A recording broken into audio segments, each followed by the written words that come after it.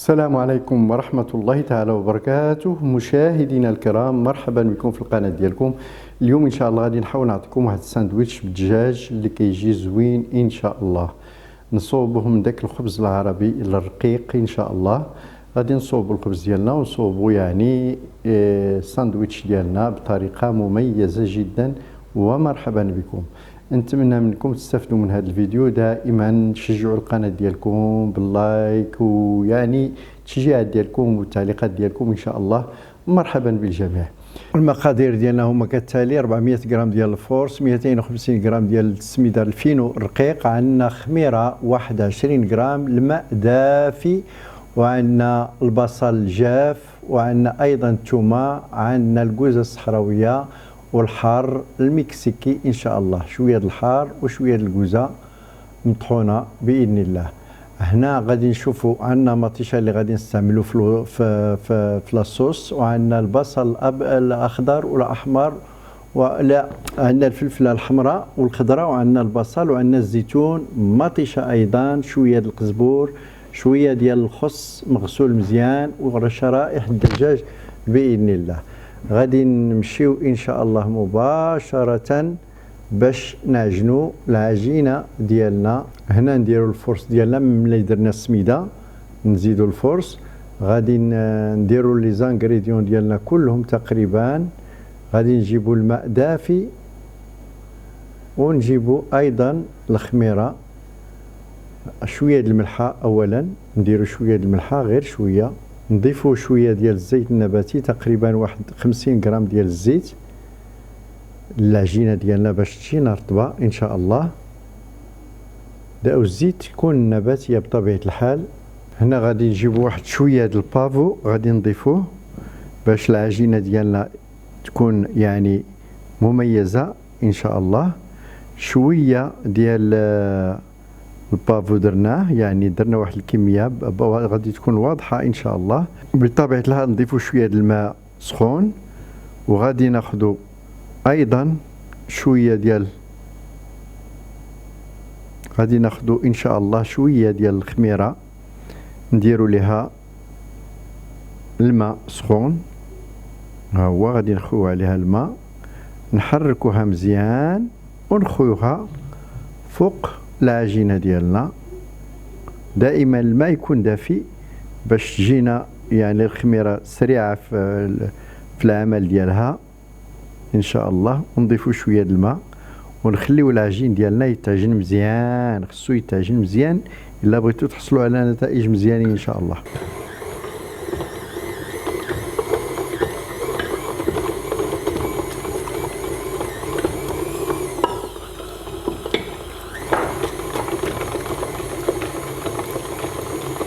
هنا كنخليو العجينه ديالنا تعجن مزيان. ها هي باش نعرفوها تعجنات مزيان. رجعت كره واحده، شكل واحد، تجمعات كلها. غادي نخليوها في هذه الباسينه ونخليوها تخمر، عاد نقطعوها ان شاء الله. ها هي نخليوها تخمر مزيان. بسم الله. نطيبوا الحشوه ديالنا، نديروا شويه ديال الزيت. اللي بغى يدير شويه الزيت الزيتون يدير شويه الزيت الزيتون، غير شويه ديال الزيت ما نكتروش. نخليوها تسخن شويه، عاد نديروا البصل نشوحوه، ونديروا الفلفله والقزبور وشويه ديال المطيشه، ونديروا الدجاج ايضا.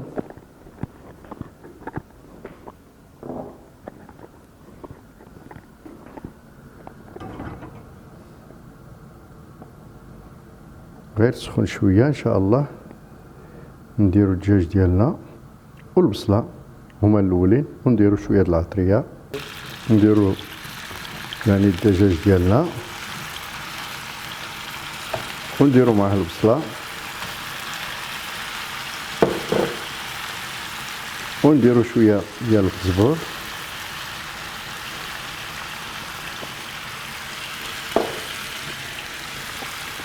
ونحركوه شويه.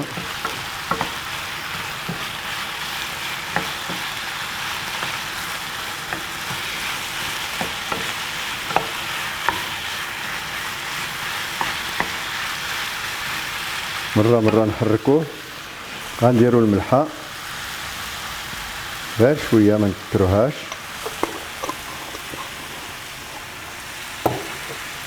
ونديرو هذا الحار المكسيكي او الحار اللي اي نوع ديال الحار عندكم، ما تكتروش ايضا، ما بغيناش هذا ديالنا يجي حار بزاف. شويه ديال الكوزه، غير شويه،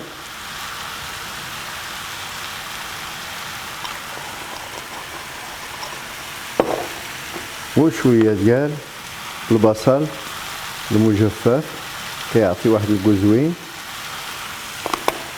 شويه ديال الثومه ايضا،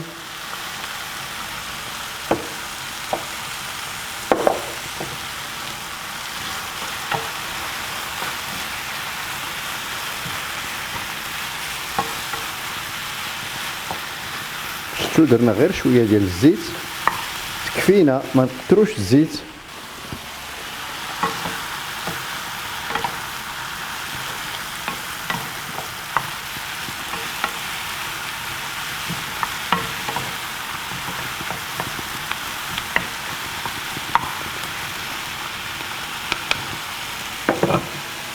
غادي نضيفو ان شاء الله الفلفله ديالنا،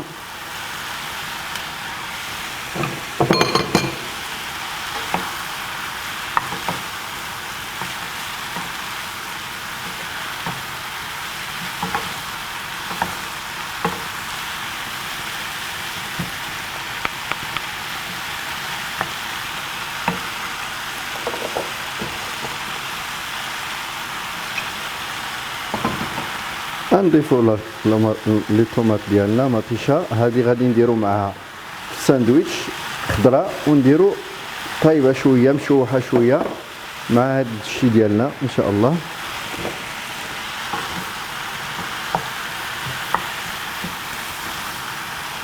خليناها تخمرات شويه، خمرات غادي نقطعوها كريات.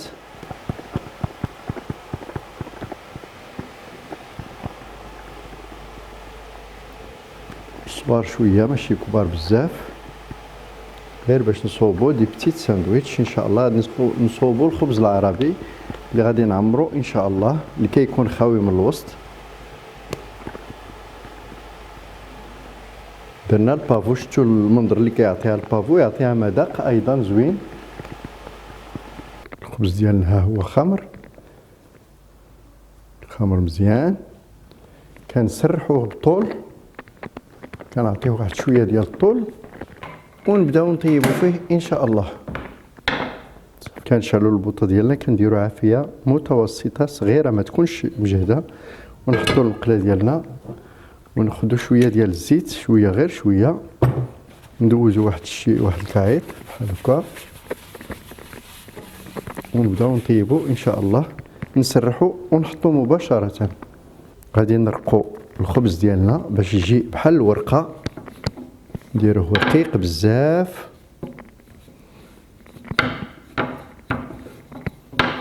ونعطيوه الفورمه دائريه بحال هكا.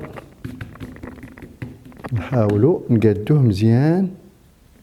شتي داك البافو كيعطينا واحد المنظر رائع، باش ما لقينا نرقوه، باش ما كان رقيق، باش ما كيجي زوين ان شاء الله. ها هو نشعلوا المقله ديالنا ونديروا المقله واحد شويه الزيت. شعلنا المقله ديالنا، دهناها. الفراخ، ديروا الفراخ دائما، نقصوا العافيه، ما تكونش العافيه مجهده، ونخليو المقله تسخن، نخليوها تسخن مزيان قبل ما نبداو نطيبوا فيها. كنهزوها بهذه الطريقه، نديروها في الفراخ ديالنا ونسرحوها حتى هنا، نقدروا نقادوها مازال. هذه راه كتبغي غير شويه ديال الطياب، ما كتعطلش في الطياب، ما تسهاوش عليها.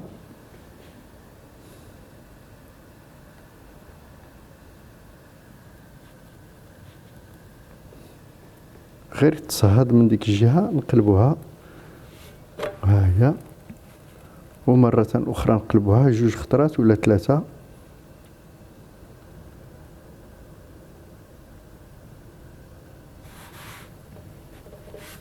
كل مره نقلبوها نسرحوا عاوتاني العجينه ديالنا ونرقوها مزيان.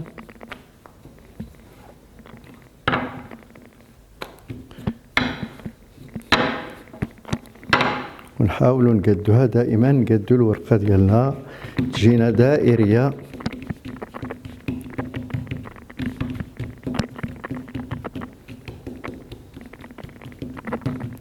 الفورمه تكون فورمه مقاده ان شاء الله.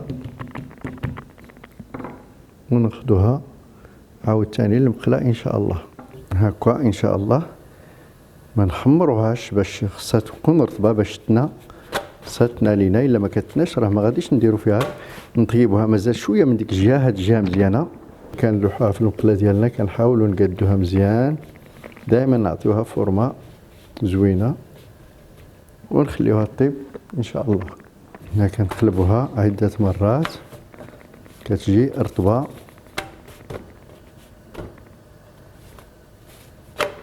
صافي. هنا غادي ناخذوا الخص ديالنا. الخص ديالنا خصنا نسوسوه ما يكونش فيه الماء بزاف، ولا ندوزوه تحت واحد البابي بحال هكا. البابي غسلنا حيت كنغسلوه مزيان، ما خصوش يكون فيه الماء نهائيا. نديرو شويه ديال الخص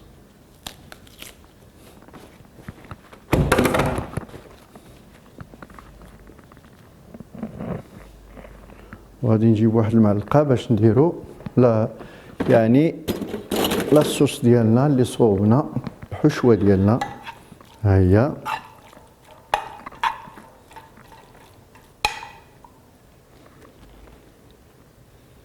كنديرو حشوه ان شاء الله بحال هكا. الا عندنا هذيك الاله فاش ندوزوها نقدروا ندوزوها في ديك الاله، ما عندناش نجمعوها بحال هكا ان شاء الله. نديرو شويه ديال المطيشه خضراء، شويه الزيتونات لداخل بحال هكا. ونديرو يعني الشرموله ديالنا اللحام، يعني كتجي رائعه باذن الله بحال هكا.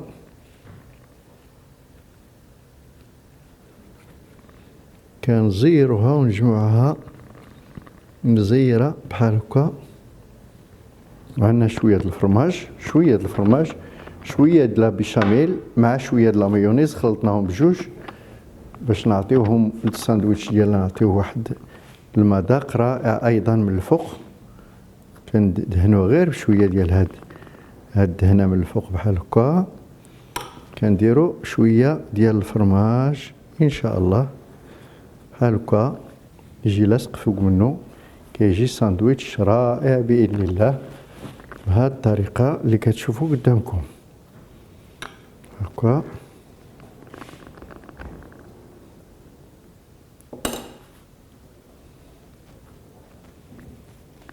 الساندويتش ديالنا هو كيجي رائع.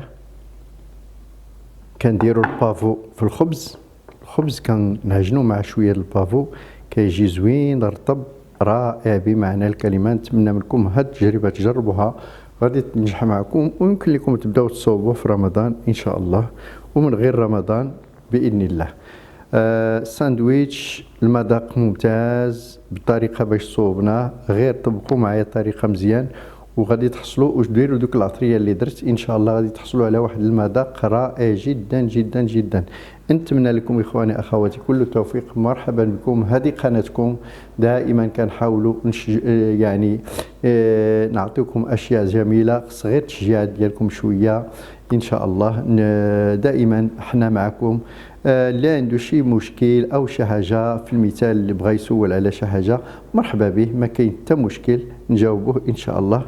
ونتمنى لكم كل التوفيق، والسلام عليكم ورحمه الله تعالى وبركاته.